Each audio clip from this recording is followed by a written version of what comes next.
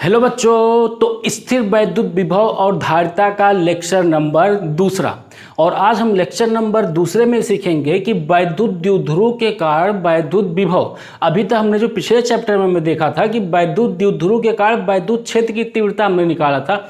अब यहाँ पर सीखेंगे कि वैद्युत द्विध्रुव के कारण वैद्युत विभव कितना होगा, ये वैद्युत विभव हम यहाँ पर निकालेंगे। तो जैसे वहाँ पर हमने 3 केस पढ़ा था कि एक तो हमने अक्षीय स्थिति में पढ़ा था, ये हमारा वैद्युत द्विध्रुव है तो इसके अक्षीय स्थिति में पढ़ा था, दूसरा निरक्षीय स्थिति में पढ़ा था और तीसरा किसी भी पॉइंट पर पढ़ा था। तो यही 3 चीज यहाँ पर भी पढ़ना है कि पहली बार तो निकालेंगे कि द्विध्रुव के कारण उसके अक्षीय स्थिति में वैद्युत विभव कितना होगा, उसके निरक्षीय स्थिति में वैद्युत विभव कितना होगा, और तीसरा जो होगा वो किसी भी पॉइंट पर वैद्युत विभव कितना होगा। ये 3 पॉइंट आज हम निकालना सीखेंगे। ठीक है, तो चलिए स्टार्ट करते हैं आज का लेक्चर और हेडिंग लगाते हैं कि वैद्युत द्विध्रुव के कारण, हेडिंग डाल लो यहाँ पे कि वैद्युत द्विध्रुव के कारण वैद्युत द्विध्रुव के कारण वैद्युत विभव, वैद्युत विभव। ठीक है, वैद्युत द्विध्रुव के कारण क्या करना, हमें निकालना है वैद्युत विभव निकालना। ठीक है, देखो तो इसमें जो हमारा सबसे पहला वो पढ़ना है कि किसी वैद्युत द्विध्रुव की अक्षीय स्थिति में वैद्युत विभव। तो हेडिंग लगा लो कि किसी वैद्युत द्विध्रुव के, या ऐसे लिख लो कि वैद्युत द्विध्रुव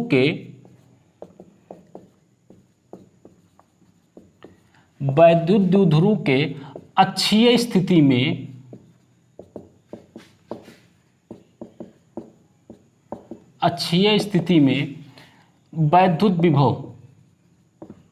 वैद्युत विभव। पहला हम देखेंगे कि उसके अक्षीय स्थिति में वैद्युत विभव कितना होगा, ये वैद्युत विभव हम यहाँ पर निकालना सीखेंगे। ठीक है, तो देखो मान लेते हैं कि सबसे पहले एक द्विध्रुव बना लेते हैं यहाँ पे। तो एक द्विध्रुव बना लिया, द्विध्रुव की कंडीशन तो याद है ना कि वैद्युत द्विध्रुव क्या होता है, जिसके 2 ध्रुव होते हैं, एक माइनस होगा और एक दूसरा क्या होगा, प्लस होगा। दोनों का आवेश कैसा होता है, समान होता है, दोनों का आवेश समान होता है और दोनों बहुत छोटे डिस्टेंस से सेपरेट होते हैं। ठीक है, बहुत कम दूरी पर दोनों होते हैं। ठीक, इसके मध्य बिंदु को O मान लेते थे। ठीक, इसकी दूरी L होती थी और यहाँ से इसकी दूरी L होती थी। तो इसकी टोटल लेंथ जो हो जाती थी वो हमारा कितना होगा, 2L के बराबर होता था। अरे याद है कि भूल गए, वैद्युत द्विध्रुव। और यहीं से हमारा वैद्युत द्विध्रुव आघूर्ण डायपोल मोमेंट भी निकल के आया था और डायपोल मोमेंट हमारा P बराबर आया था Q इंटू 2L के बराबर, यानी कि दोनों आवेशों में से कोई एक आवेश ले लेंगे और उनके बीच की दूरी हो जाएगी। अच्छा, इसकी दिशा याद है कि इसकी दिशा क्या होती थी, इसकी जो दिशा होती थी वो नेगेटिव से किधर होती थी, पॉजिटिव की तरफ होती थी। दिशा वो वाली दिशा नहीं, हाँ, नेगेटिव से पॉजिटिव की तरफ इसकी दिशा होती थी। इसकी डायरेक्शन जो होती थी वो नेगेटिव से पॉजिटिव की तरफ होती थी इसकी दिशा। ये तो वैद्युत क्षेत्र की बात हो गई। यह द्विध्रुव की बात हो गई कि द्विध्रुव की दिशा किधर होती थी, हमेशा ऋणात्मक से धनात्मक की तरफ होती थी। ठीक है, लेकिन हम यहाँ पे पढ़ क्या रहे हैं, वैद्युत विभव निकालना सीख रहे हैं। तो यहाँ विभव में सबसे आसान चीज तो एक बात ये हो गया कि हमें यहाँ पर दिशा के बारे में कोई बात ही नहीं करनी है। ठीक, कोई डायरेक्शन के बारे में बात नहीं करनी है। ठीक है, तो यहाँ से देखो, इसके केंद्र से यहाँ पे क्या लिख लो कि केंद्र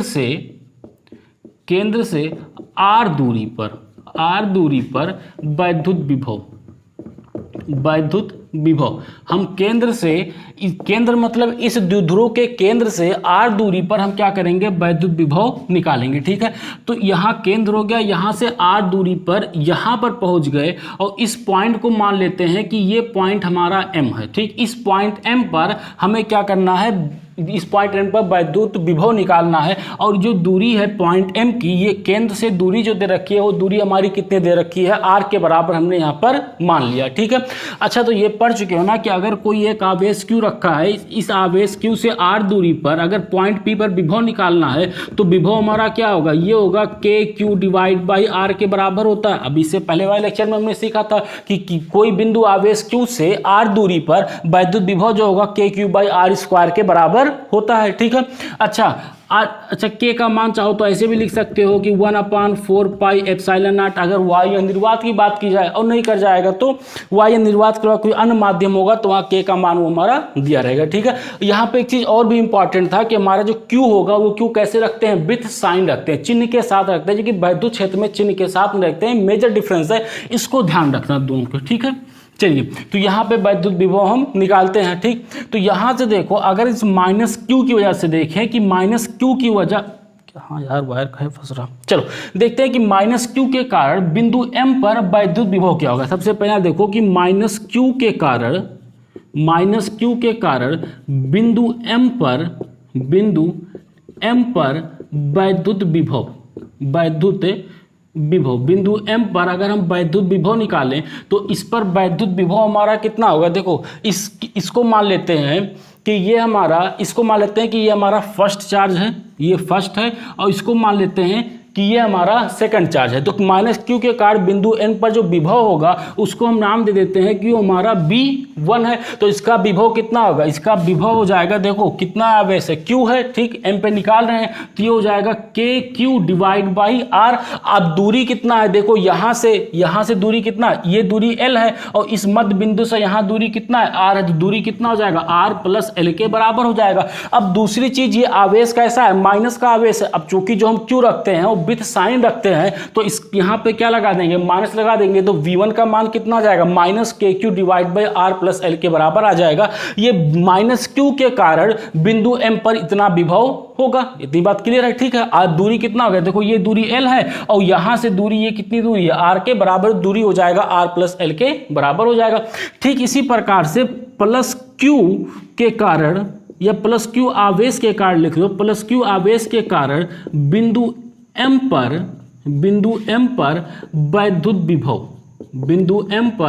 वैद्युत विभव, इसको V2 मान देते हैं, क्योंकि यहाँ पे इसको हमने 2 मान रखा है, तो इसको यहाँ V2 नाम दे दे रहे हैं। तो इस पे वैद्युत विभव फिर उतना ही होगा, KQ डिवाइड बाई R। अब देखो कि यहाँ से इसकी दूरी कितना, देखो यहाँ से बिंदु O से M तक की दूरी कितना है, R है, और O से लेकर इस 2 तक की दूरी कितना है, L है। तो ये दूरी इसमें से माइनस कर देंगे तो यहाँ से दूरी निकल जाएगा। तो देखो पूरे R में से अगर ये L माइनस कर दे तो ये हो जाएगा R माइनस L। तो हमारी यहाँ से यहाँ तक की दूरी आसानी से निकल जाएगी। अब आवेश कैसा है, प्लस है, तो आवेश प्लस है, तो हमें यहाँ पे क्या चिन्ह लगा, प्लस का चिन्ह ही लगा रहने देंगे, ठीक है। अब बिंदु M पर परिणामी विभव में निकालना है कि बिंदु M पर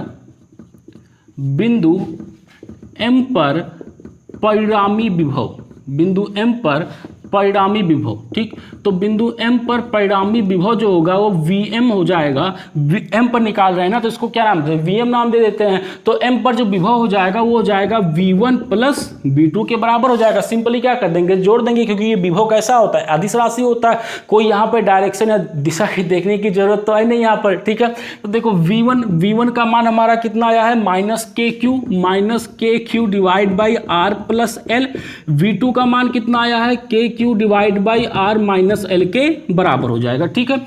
अब इसके बाद तो सिंपल कैलकुलेशन बचा और कुछ है नहीं इसमें। पूरे में से देखो क्या कॉमन निकल रहा है, पूरे में से कॉमन KQ जो है वो कॉमन निकल रहा है, तो KQ कॉमन निकाल लो यहाँ पे। तो यहाँ पे कितना बचेगा, एक काम करो, चाहे रहने दो, ठीक। यहाँ पे बचेगा -1 और डिवाइड बाई नीचे बचेगा R प्लस का L, ठीक, और प्लस का 1/R माइनस L के बराबर बचेगा। ये हमारा इतना बचेगा यहाँ पे, ठीक है।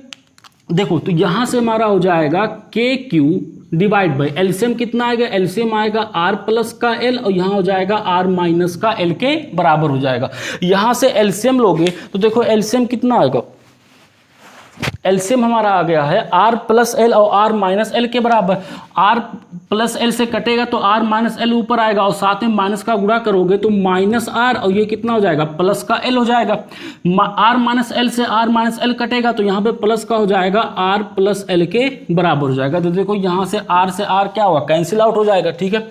एक काम करो कि अच्छा चलो उसको यहाँ पे कर दे रहा हूँ, यहाँ पे जगह है, उसको यहाँ पे कर देना, ठीक है। तो यहाँ से हमारा Vm का जो मान निकलेगा, Vm का मान हो जाएगा KQ, यहाँ पे बचा कितना 2L, नीचे क्या हो जाएगा 2L, और divide by R square minus L square करके लिख सकते हैं, ठीक है। अब इसी चीज को ऐसे लिख लो कि K into Q into 2l divide by R square minus L square. ये चीज देख रहे हो, ये क्या है, q इंटू 2l के बराबर क्या होता है, p बाई द्विध्रुव आघूर्ण होता है तो द्विध्रुव आघूर्ण p लिख सकते हो। तो ये हमारा क्या हो जाएगा, K P divide by R square minus L square के बराबर आ जाएगा। तो यहां से हमारा जो परिणामी विभव आया, ये विभव m बिंदु m पर जो विभव आया वो आया हमारा K P divide by R square minus L square के बराबर आ गया। ये हमारा इसका विभव आ गया। ठीक है, एक काम करो कि इसको नोट कर लो, चाहे एक थोड़ा सा पॉइंट यहाँ पे जो वही सारी चीज़ें बोर्ड वाली कहानी लिखनी है तो उसको मैं लिख दे रहा हूँ, उसको नोट कर लो। उसके बाद फिर इसके बाद थोड़ा सा और है, ठीक है, तो कहाँ से मिटा दूँ, चाहे इसको ऊपर 3-4 लाइन छोड़ देना, फिर उसके बाद इसको नोट कर लो, फिर बता दो, फिर उसके बाद पूरा करो एक साथ। ठीक है, इतना नोट कर लो, पहले नोट कर लिया इतना, ठीक है। चलिए देखो, अब यहाँ पे फिर वही कहानी करना है कि अगर देखो यहाँ पे अगर हम ऐसा कर दें कि हमारा देखो जो Vm का मान आया है वो Vm बराबर हमारा कितना है, Vm बराबर आया है K P divide by R square minus L square. ठीक है, अब देखो जनरली ऐसा तुम्हें मिलेगा, जनरली ऐसा मिलेगा कि r जो होगा वो ग्रेटर देन l के होगा यहाँ पे। ठीक, r जो होगा l के बराबर होगा, तो यहाँ से r स्क्वायर जो होगा वो मच ग्रेटर देन किसके हो जाएगा, l स्क्वायर के हो जाएगा। देखो जरूरी नहीं है कि हमेशा r जो हो वो l के बराबर बड़ा हो।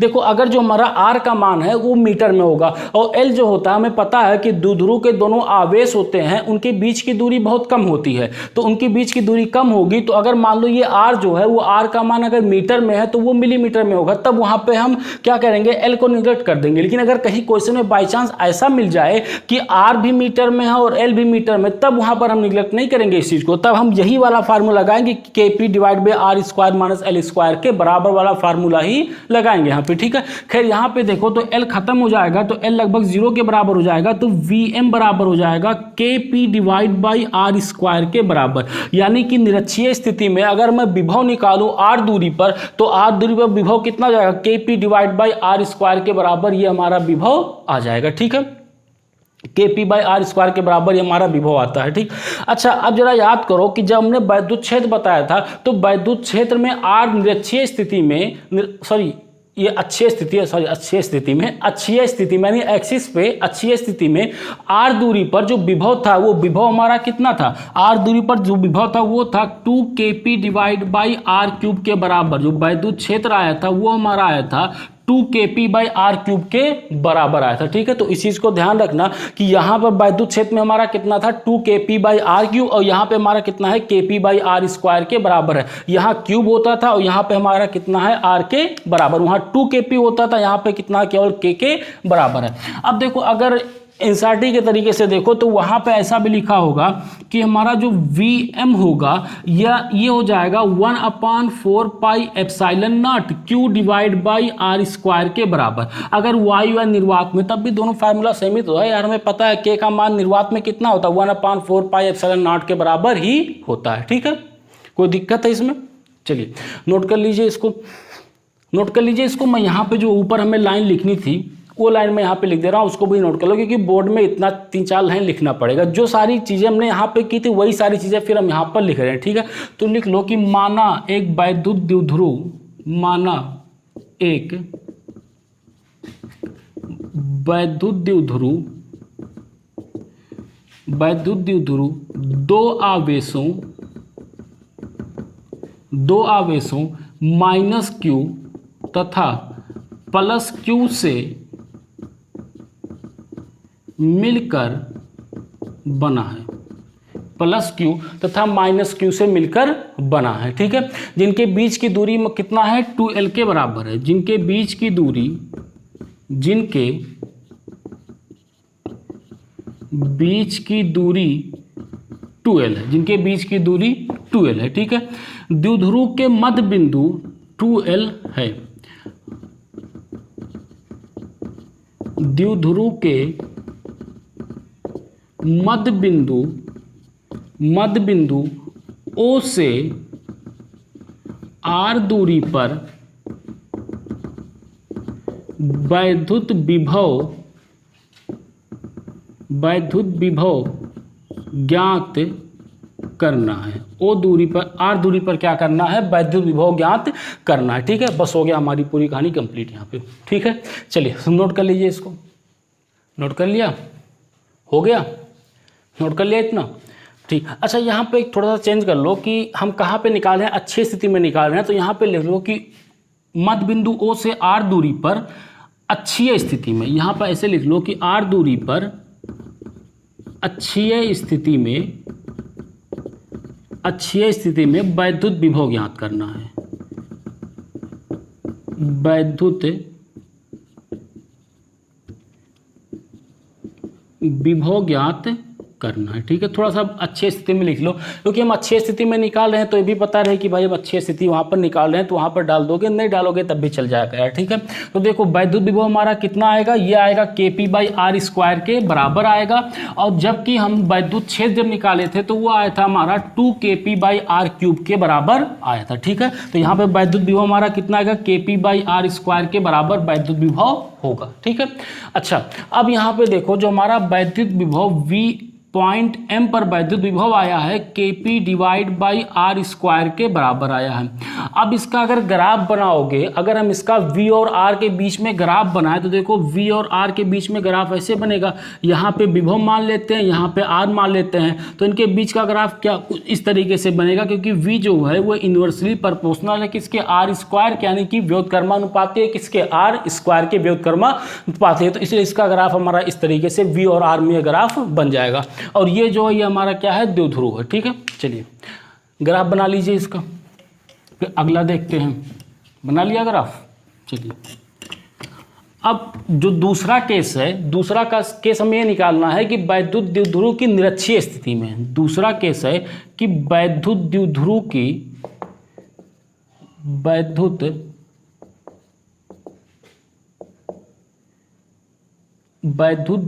के निरक्षीय स्थिति में,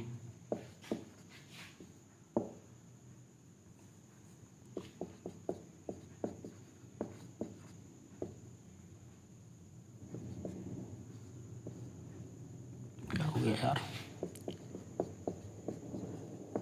वैद्युत द्विध्रुव के निरक्षीय स्थिति में हमें अब की बार कहाँ निकालना है, निरक्षीय स्थिति में, यानी कि वो परपेंडिकुलर जब हो जाएगा, तो निरक्षीय स्थिति में चाहे लिख लो कि निरक्षीय स्थिति में वैद्युत विभव, निरक्षीय स्थिति में वैद्युत विभव।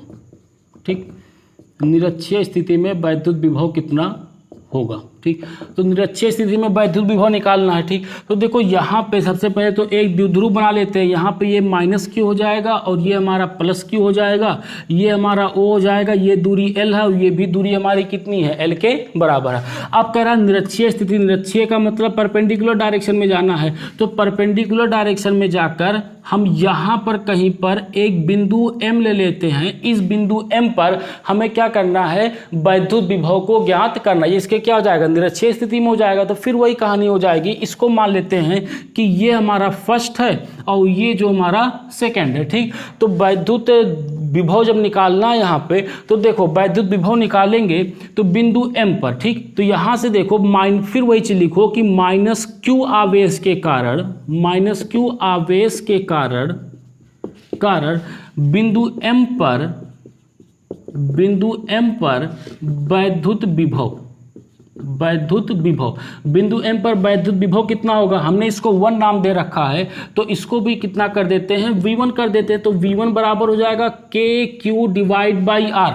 अब देखो Q माइनस है तो यहाँ पे क्या लग जाएगा, माइनस लग जाएगा। अब हमें R निकालनी है। ठीक, ये दूरी यही है, ये दूरी हमारी R के बराबर है। ठीक, ये दूरी हमारे R के बराबर है। ठीक, R दूरी पर हम निकाल रहे हैं, तो V1 का मान KQ, अब R निकालना है। अब देखो ये R तो लेना नहीं है, हमें इस आवेश से इस बिंदु M की दूरी लेना है, यानी कि हमें ये वाली दूरी यहाँ से लेनी है। अब अगर ये देखो ये R है, ये L है और ये 90 है यहाँ पे, तो ये दूरी निकालोगे तो ये हमारा कितना हो जाएगा, R² + L² के बराबर हो जाएगा। तो इसका जो हमारा दूरी आएगा ये आ जाएगा हमारा रूट में R² + L² के बराबर आ जाएगा। ठीक है, इसी तरीके से अगर +Q आवेश के कारण, लिख लेना, बिंदु M पर वैद्युत विभव निकालेंगे तो ये हमारा V2 होगा और V2 बराबर हो जाएगा KQ, यहाँ से हमारा V2 बराबर आएगा KQ डिवाइड बाई R। तो ये दूरी अब फिर से हम यहाँ से निकालो कि ये दूरी हमारी कितना होगा, क्योंकि यहाँ प्लस Q से इस बिंदु M की दूरी ही तो निकालना होगा हमें यहाँ पर, ठीक है, M की दूरी निकालना होगा। तो ये दूरी निकालोगे तो वापस कितना आएगा, R square plus L square के बराबर, तो हो जाएगा रूट में R square plus L square के बराबर निकल जाएगा, ठीक है। तो बिंदु M पर वैद्युत विभव निकालोगे तो बिंदु M पर वैद्युत विभव जो होगा वो हमारा VM बराबर हो जाएगा, ये होगा V1 प्लस V2 के बराबर। देखो V1 का मान कितना आया, minus KQ divide by root में R square plus L square के बराबर, ठीक। और प्लस का V2 का मान KQ डिवाइड बाई रूट में R square plus L square के बराबर। तो यहां से हमारा जो VM का मान आएगा, यानी कि बिंदु M पर जो वैद्युत विभव होगा वो बिंदु M पर वैद्युत विभव हमारा आएगा।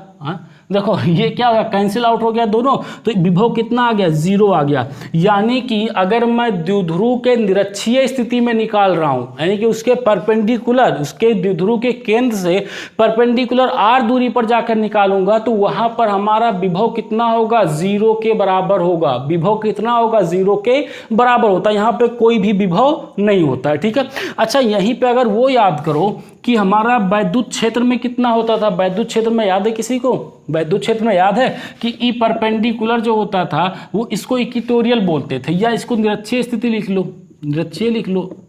इक्वेटोरियल मतलब समविभव, ठीक है, इक्वेटोरियल परपेंडिकुलर को इक्वेटोरियल भी बोला जाता है, ठीक है। तो देखो यहाँ पे हमारा ई जो होता था वो minus KP divide by R cube के बराबर आया था, किसी को याद है, याद है किसी को, माइनस KP, यह माइनस क्यों आया था, याद है किसी को माइनस क्यों आया था, क्योंकि देखो जो हमारा फाइनल जो वैद्युत क्षेत्र की दिशा निकल के आई थी वो वैद्युत क्षेत्र की दिशा इस तरफ निकल के आई थी। अब देखो अगर अब भी रिकॉल नहीं हो रहा है तो मतलब ढंग से नहीं पढ़ा है, या तो फिर पलट के एक बार देख लो, भूल जाते हैं यार, कोई भूलता है यार, ठीक है। तो देखो यहाँ पर जो हुआ था, ये हमारा जो फाइनल जो हमारा वैद्युत क्षेत्र की दिशा निकल के आई थी वो दिशा हमारी इधर निकल के आई थी, ठीक। और जो हमारा द्विध्रुव की दिशा निकल के आई थी वो द्विध्रुव की दिशा किधर है, इस तरफ है हमारी द्विध्रुव की दिशा, देखो प्लस से माइनस की तरफ ये हमारी द्विध्रुव की दिशा है। अब इन दोनों के बीच में देखो ये वैद्युत क्षेत्र की दिशा, ये द्विध्रुव की दिशा, दोनों कैसे विपरीत हैं, तो यहाँ पे चिन्ह क्या लग गया था, माइनस का चिन्ह यहाँ पर लग गया था, ठीक है।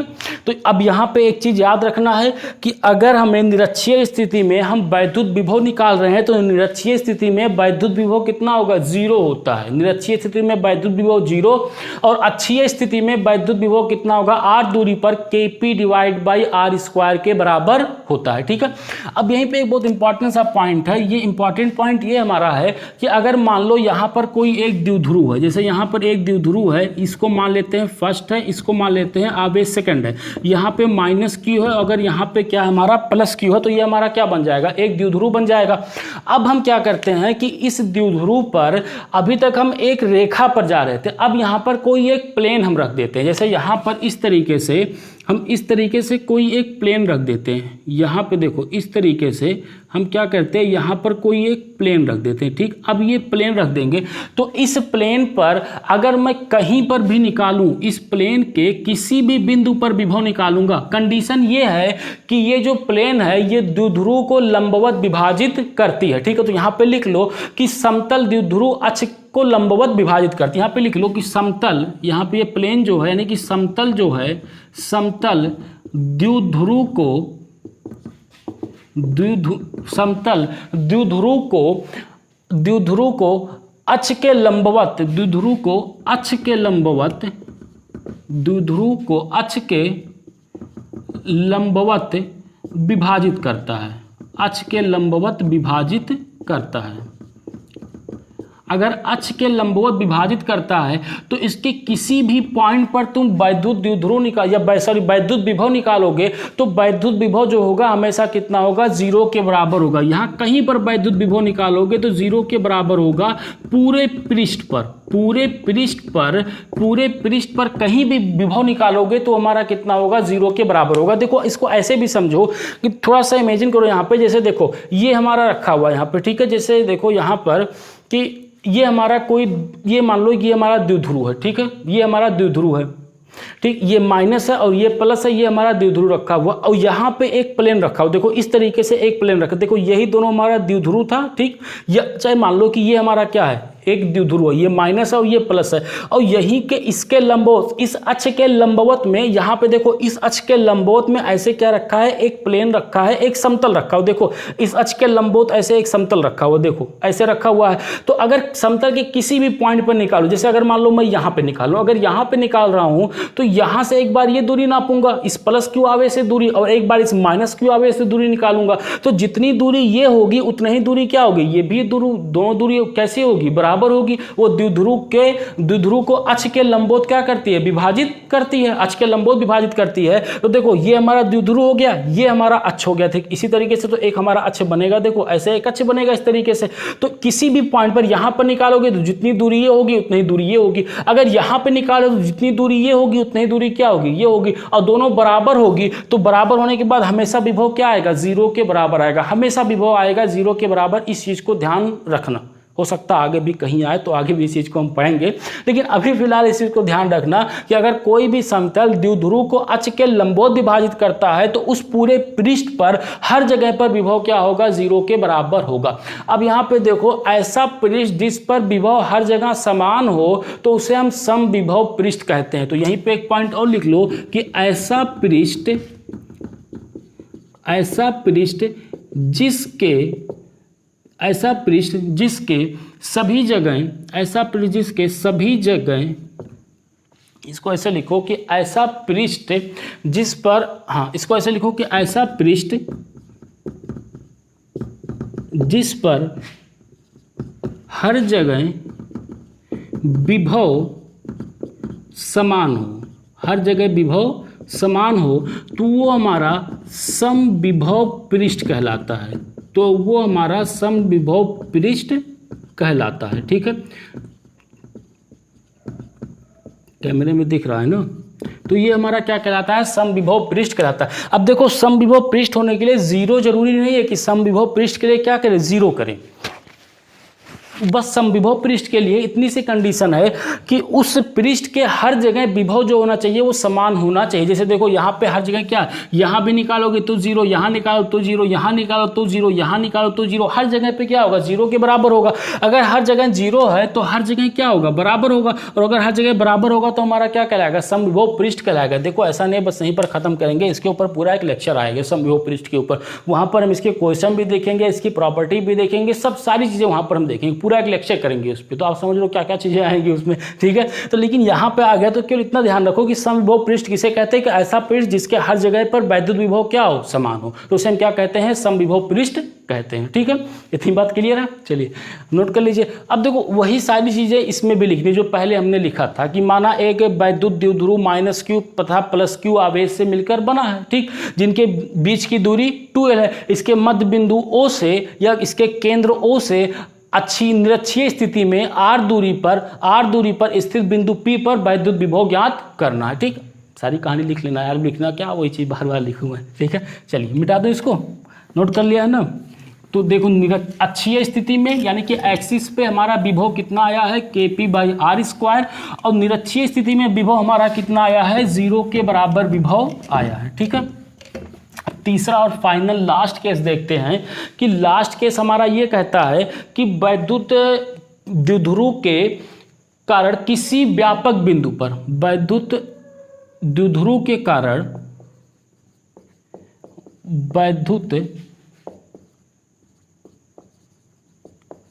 वैद्युत द्विध्रुव के कारण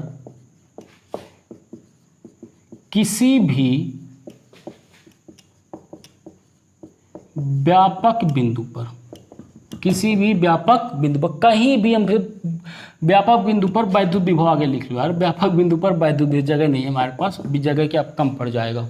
तो हम निकालेंगे यहाँ पर कि किसी भी व्यापक बिंदु पर कहीं पर बिंदु रख दिया जाए तो उसके वहाँ पर वैद्युत विभव क्या होगा, ठीक है। तो वैद्युत द्विध्रुव सबसे पहले बना लेते हैं। तो ये हमने यहाँ पर एक वैद्युत द्विध्रुव बना लिया, यहाँ पे एक आवेश दे दिया -q और यहाँ पे आवेश दे दिया +q। इसके बीच की दूरी, केंद्र की दूरी यानी मध्य बिंदु को नाम दे दिया हमने, यहाँ पर नाम क्या दे दिया, ये पॉइंट जो हो गया O हो गया, ठीक। ये दूरी हमारी L हो गई यहाँ पे, और ये दूरी भी हमारी हो गई L के बराबर। तो हमारा जो द्विध्रुव हो गया वो द्विध्रुव की जो लंबाई हो गई, वो द्विध्रुव की लंबाई कितनी हो गई, L के बराबर हो गई, ठीक है।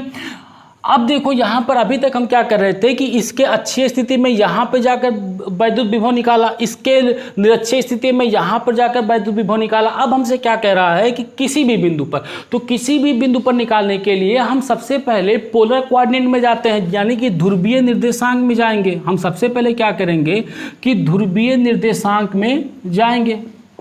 सबसे पहले काम हमारा ये होगा ध्रुवीय निर्देशांक, और ध्रुवीय निर्देशांक पता होगा क्या होता है, ये होता है हमारा आर कामा थीटा होता है, जहां पे आर जो होता है वो केंद्र से बिंदु की दूरी होती है और थीटा जो होता है वो द्विध्रुव की दिशा से बना हुआ कोण होता है। ठीक, तो मान लो कि यहाँ पे हमारा आर का मान दे रखा है 3 मीटर और थीटा बराबर दे रखा है 30 डिग्री। कह रहा है यहाँ पर वैद्युत विभव का मान निकालो, तो यहाँ से 30 डिग्री मान लो ये है, तो ये 30 डिग्री हो जाएगा, थीटा का मान 30 डिग्री और ये हो जाएगा आर बराबर 3 मीटर के बराबर। ठीक, अब यहां पे हमें क्या करना है, वैद्युत विभव निकालना है। ये देखेंगे अगर मैं आर का मान बढ़ाता जाऊं, जैसे आर का मान 5 कर दूंगा तो थोड़ा आगे जाएगा, 6 कर दूंगा और आगे 7 कर दूंगा और आगे, तो इस तरीके से आगे बढ़ता हुआ चला जाएगा। यानी कि 30 डिग्री पर यहां इस सारे पॉइंटों पर हमें क्या निकल जाएगा, विभव मिलता चला जाएगा।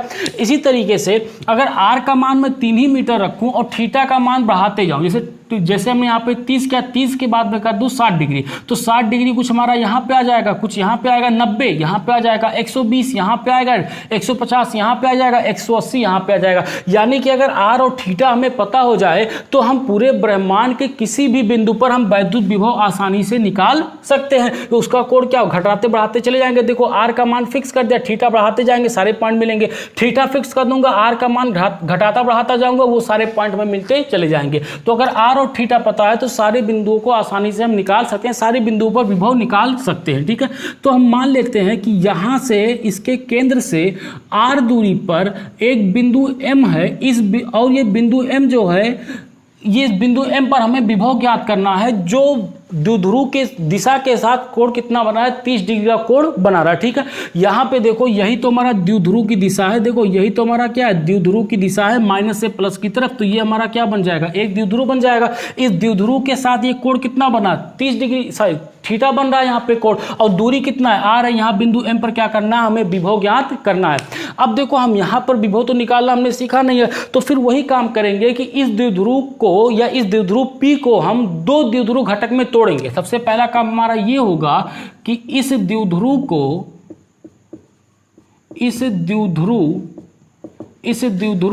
पी को 2 द्विध्रुव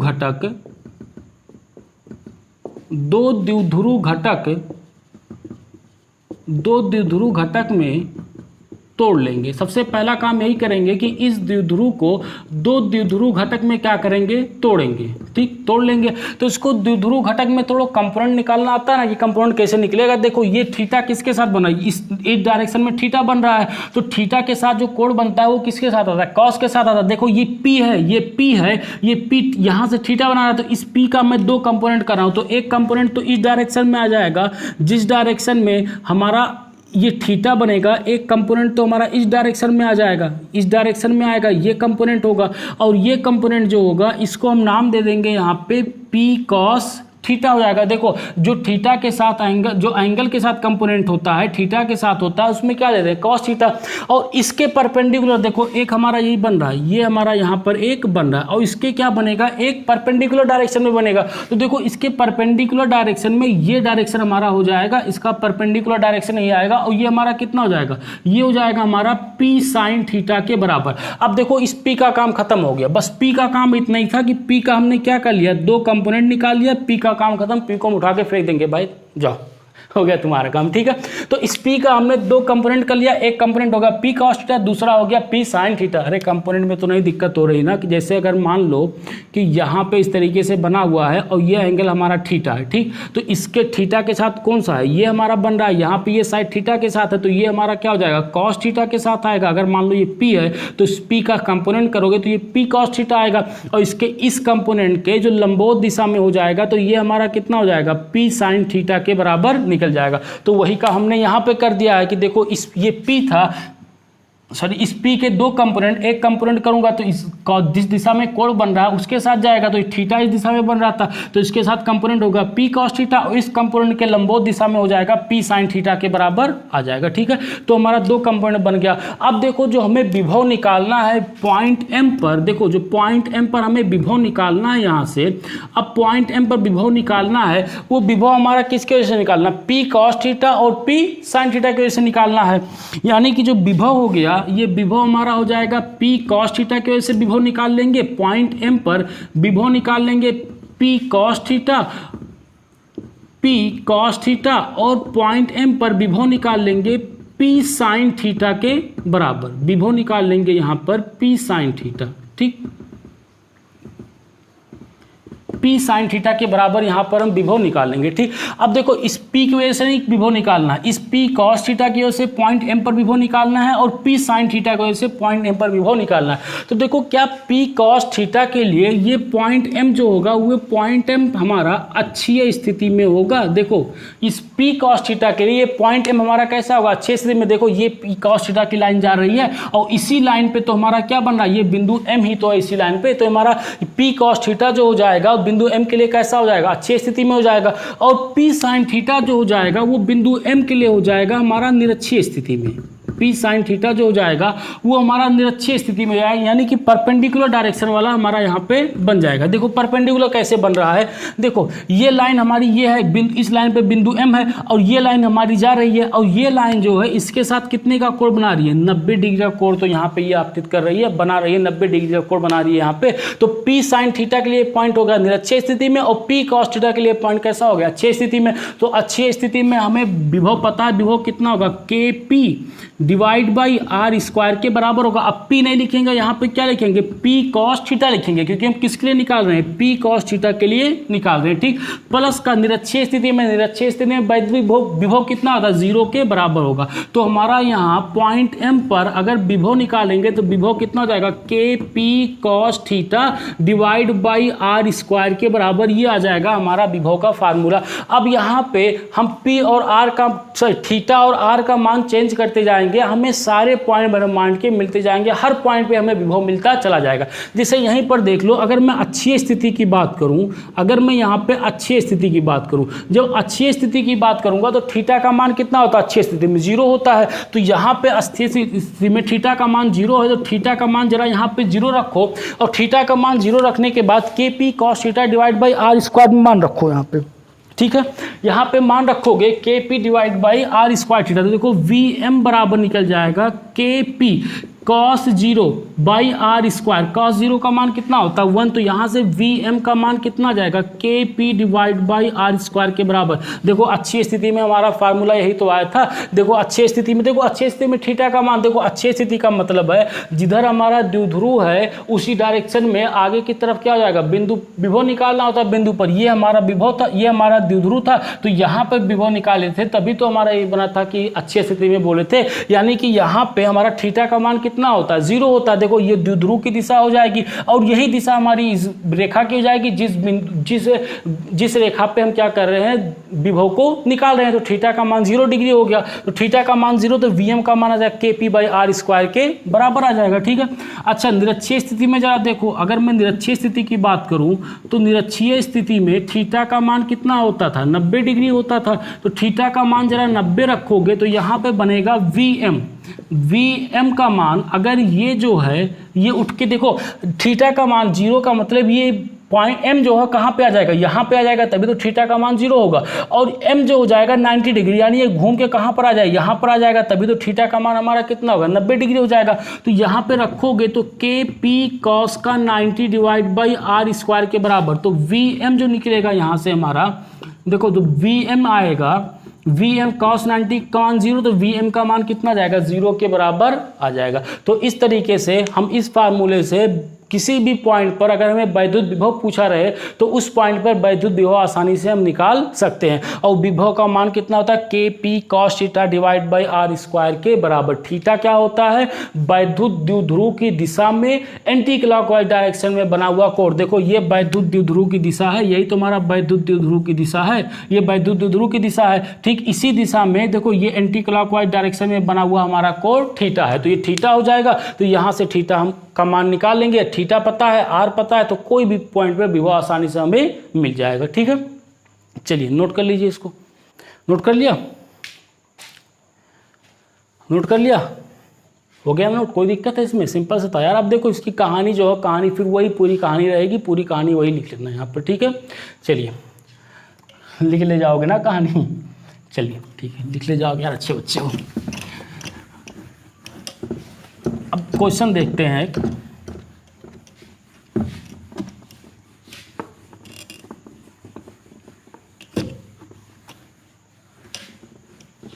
चलिए एक क्वेश्चन देखते हैं इस पे, ये क्वेश्चन नोट करो। देखो क्वेश्चन क्या है, क्वेश्चन कह रहा है कि दो बिंदु आवेश +3 माइक्रोकूलाम तथा -3 माइक्रोकूलाम, एक बिंदु आवेश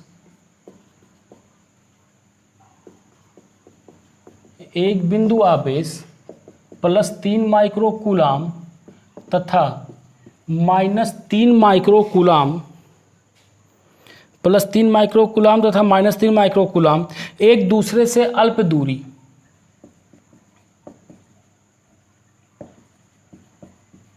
एक दूसरे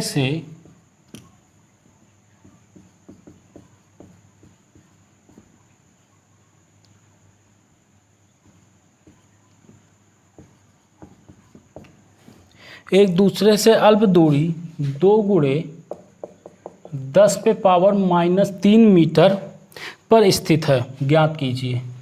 पर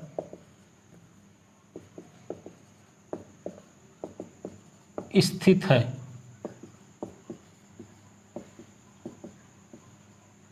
ज्ञात कीजिए।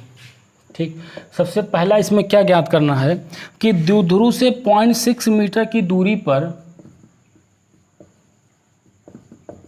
द्विध्रुव से 0.6 मीटर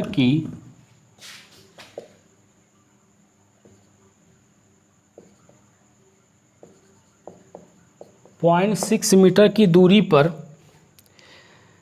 निरक्षीय स्थिति में वैद्युत क्षेत्र की तीव्रता एवं वैद्युत विभव ज्ञात कीजिए। निरक्षीय स्थिति में वैद्युत क्षेत्र की तीव्रता, दोनों चीज पूछ रखा है, तीव्रता तथा विभव ज्ञात कीजिए। तीव्रता तथा विभव ज्ञात कीजिए, ये पहला क्वेश्चन है। ठीक है, दूसरा क्वेश्चन कह रहा है कि द्विध्रुव को 90 डिग्री घुमा देने पर,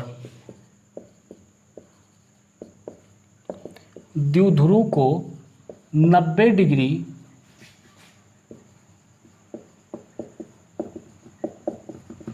घुमा देने पर उसी बिंदु पर वैद्युत क्षेत्र की तीव्रता,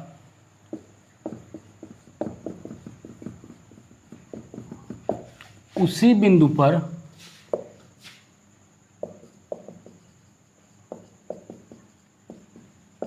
वैद्युत क्षेत्र की तीव्रता तथा विभव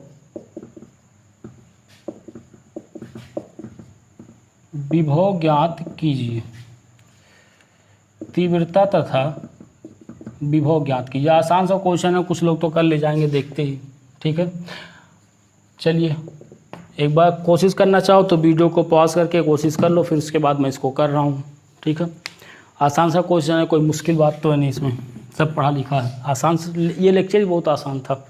चलिए, कह रहा है कि एक बिंदु आवेश इतना माइक्रोकूलाम, इतना एक दूसरे से अल्प दूरी। तो यहाँ पे मान लेते हैं कि एक बिंदु आवेश है, ये हमारा +3 माइक्रोकूलाम, और यहाँ है एक -3 माइक्रोकूलाम है। इनके बीच की जो दूरी दे रखी है, ये दूरी दे रखी है 2 × दूरी दे रखी है 2 × 10⁻³ मीटर के बराबर। ठीक, पहला क्वेश्चन कह रहा है कि द्विध्रुव से 0.6 मीटर की दूरी पर निरक्षीय स्थिति में, अब देखो निरक्षीय स्थिति कहाँ होता है, लंबवत होता है 90 डिग्री, यानी कि इसके केंद्र से 0.6 मीटर की दूरी पर, इसके केंद्र से 0.6 मीटर की दूरी पर, ये दूरी जो दे रखा है 0.6 मीटर दे रखा है, यहाँ पर निरक्षीय का मतलब क्या है, द्विध्रुव के लंबवत है। तो यहाँ पर हमें क्या करना है, वैद्युत क्षेत्र बताना है और दूसरी चीज हमें वैद्युत विभव भी बताना है। ठीक है, तो यहाँ पर निरक्षीय स्थिति में वैद्युत क्षेत्र की अगर बात करें, देखो पहला क्वेश्चन ले, अगर वैद्युत क्षेत्र की बात करें, कहाँ पे बात करें, निरक्षीय स्थिति में, तो निरक्षीय स्थिति में वैद्युत क्षेत्र का फॉर्मूला क्या था, Kp/r³ के बराबर होता था। और K का मान लिखोगे तो K का मान 1/4πε0 into P divide by r³ के बराबर हो जाएगा। अब सबका मान यहाँ पे रख दो तो देखो इसका मान कितना हो जाएगा, 9 × 10⁻⁹, तो ये हो जाएगा 9 × 10⁻⁹। ठीक, इंटू द्विध्रुव क्या होगा, Q × 2L के बराबर होता है। चलो द्विध्रुव यहाँ पे निकाल लेते हैं, द्विध्रुव क्या होगा, ये द्विध्रुव आघूर्ण है, तो द्विध्रुव आघूर्ण P बराबर हो जाएगा Q × 2L के बराबर होगा। ठीक, Q का मान कोई एक आवेश ले लो, क्योंकि दोनों क्या है, बराबर है, तो ये हो जाएगा 3 × 10⁻⁻6 कूलाम में बदल लिया। दूरी कितनी दे रखी है यहाँ पे, 2 × 10⁻³ के बराबर, तो ये हो जाएगा 6 × 10⁻⁹ हो जाएगा। ठीक, ये कितना आ गया, 6 × 10⁻⁹ के बराबर आ गया। ठीक है, मात्रक लिखना चाहता हूँ, मात्रक क्या जाएगा, कूलाम मीटर के बराबर हो जाएगा, क्योंकि इसका मात्रक कूलाम, इसका मात्रक मीटर, तो ये हो जाएगा कूलाम मीटर के बराबर इसका मात्रक आ जाएगा। ठीक है, इसका मान रख दो तो जाएगा 6 × 10⁻⁹ है 10⁻⁹ डिवाइड बाई r का मान कितना दे रखा है, 0.6 दे रखा है, तो 0.6 दे रखा है r का मान, तो यहाँ पे कर लो 0.6 × 0.6 × 0.6 क्या करो, 3 बार गुणा करो, तो इन सारे दशमलव को यहाँ से हटाकर यहाँ पर क्या करो, 3 बार 10 से गुणा कर दो, और 3 बार 10 से गुणा करने से फायदा है कि इसको क्या लिख दो, 10⁻³ करके लिख दूँ, यहाँ से 0 का मतलब क्या होगा, खत्म हो गया, कोई दिक्कत तो नहीं है किसी को इसमें। ठीक है, देखो यहाँ 6 से 6 ये क्या हो जाएगा, कैंसिल हो जाएगा। ठीक, 3 × 3 = 9, 3 × 2 =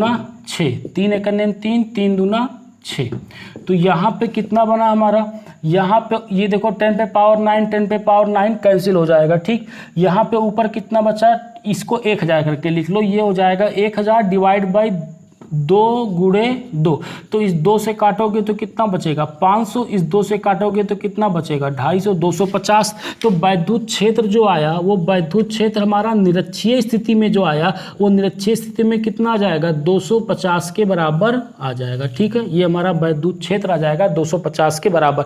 अच्छा, इसका मात्रक लिखना चाहो तो इसका मात्रक भी लिख सकते हो, आसानी से जल्दी से बताओ इसका मात्रक क्या होगा, वैद्युत क्षेत्र। अच्छा, अगर जिसको नहीं याद हो रहा है ना मात्रक, सिंपल सा फार्मूला याद रखो, तो देखो ई बराबर क्या होता था, F/Q0 के, F होता है न्यूटन में फोर्स होता है, बल होता है, न्यूटन में Q0 यानी आवेश होता है, कूलाम में तो इसका मात्रक क्या निकल जाएगा, न्यूटन पर कूलाम के बराबर, इसका मात्रक हो जाएगा न्यूटन पर कूलाम के बराबर हो जाएगा। ठीक, यहीं पे हमसे क्या पूछा है, विभव पूछा है। विभव कहाँ से पूछा है, निरक्षीय स्थिति में, तो निरक्षीय स्थिति में विभव का मान कितना होता है, जल्दी से बताओ, 0, खत्म। निरक्षीय स्थिति में विभव का मान कितना होगा, 0 के बराबर हो जाएगा, बस हो गया पहला क्वेश्चन खत्म।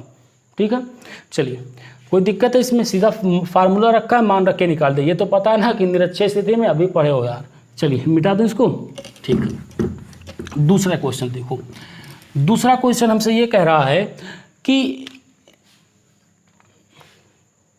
ज्ञात कीजिए, यहाँ तो दूसरा डाल दो यार।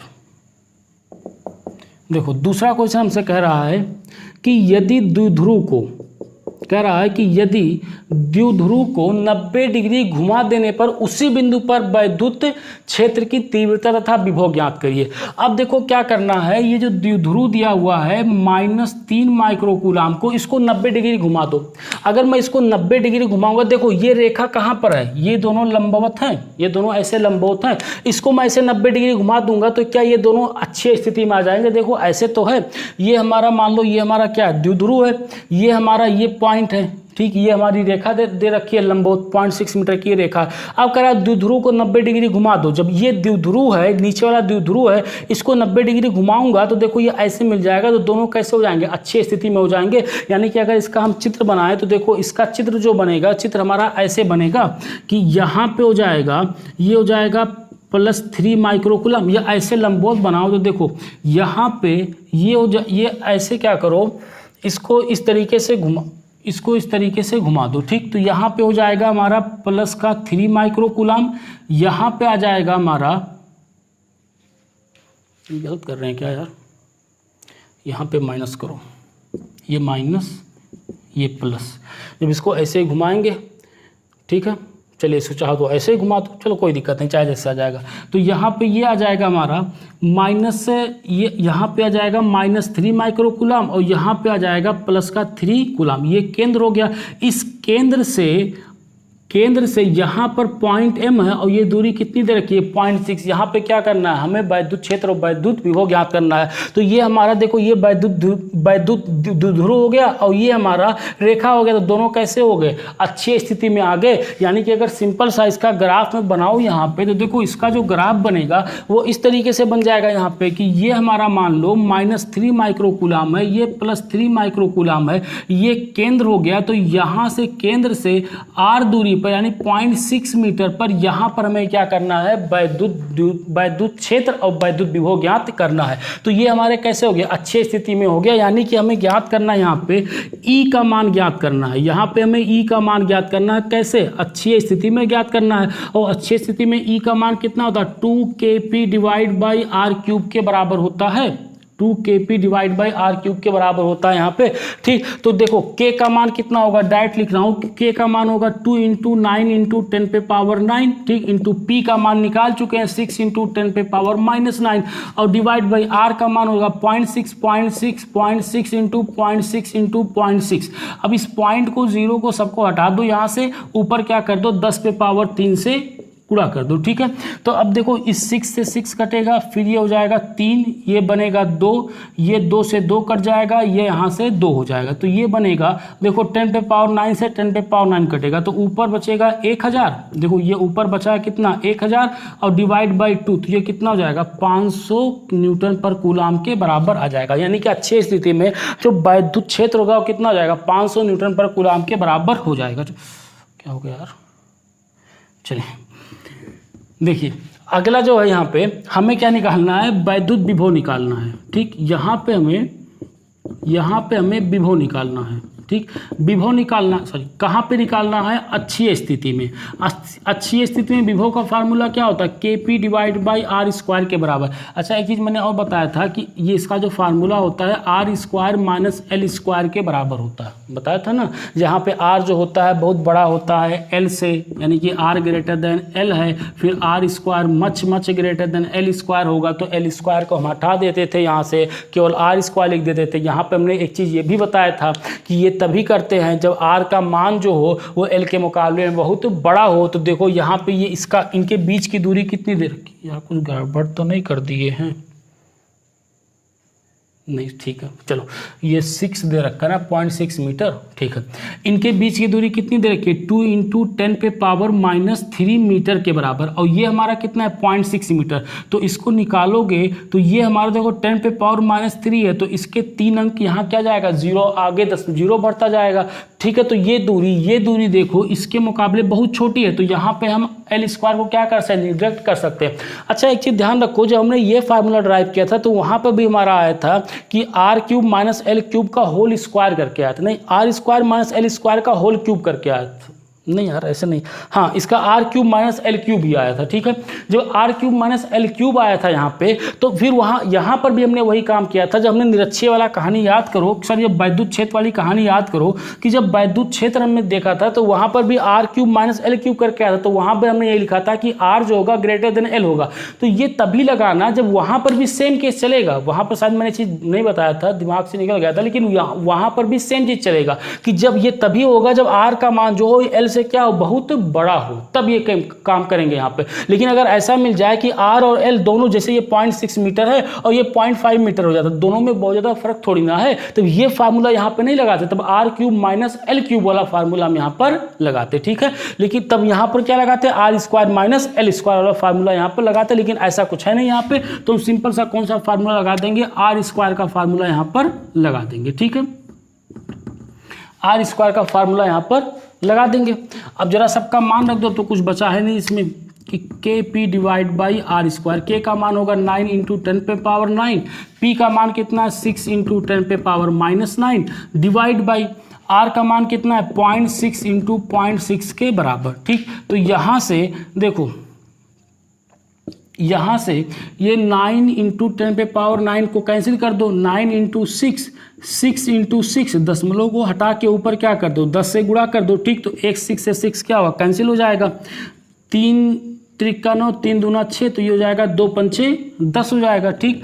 तो ये हो जाएगा 5 तियां 15, 15 गुणे 10, ये कितना हो जाएगा 150 के बराबर आ जाएगा। और ये हमारा विभव का मात्रक क्या होता है, जूल पर कूलाम होता है। तो जूल पर कूलाम लिख लो, चाहे वोल्ट लिख लो, दोनों कहानी एक ही है, ठीक है। जूल पर कूलाम लिख लो, या फिर इसको जूल पर कूलाम की जगह पे इसको क्या लिख लो, वोल्ट लिख लो, दोनों कहानी क्या है, दोनों बात एक ही है, ठीक है। तो देखो इसमें मेन चीज़ हमारा दूसरे क्वेश्चन में जो था, केवल यही समझना था कि जब हम इसको इस द्विध्रुव को घुमा देते हैं, 90 डिग्री पर घुमाएंगे, तो जो द्विध्रुव हो जाएगा और ये बिंदु हो जाएगा, ये दोनों कैसे आ जाएंगे, अच्छी स्थिति में आ जाएंगे। बस यही एक पॉइंट था, बाकी क्वेश्चन तो आसान था, ठीक है। ये चीज़ तो समझ में आना कैसे हुआ है, बस ठीक है। चलिए बहुत अच्छे, तो आज का लेक्चर यहीं पे ख़त्म करते हैं। बस आज के लेक्चर में इतना ही, तो पढ़ाई करते रहिएगा। All the very best.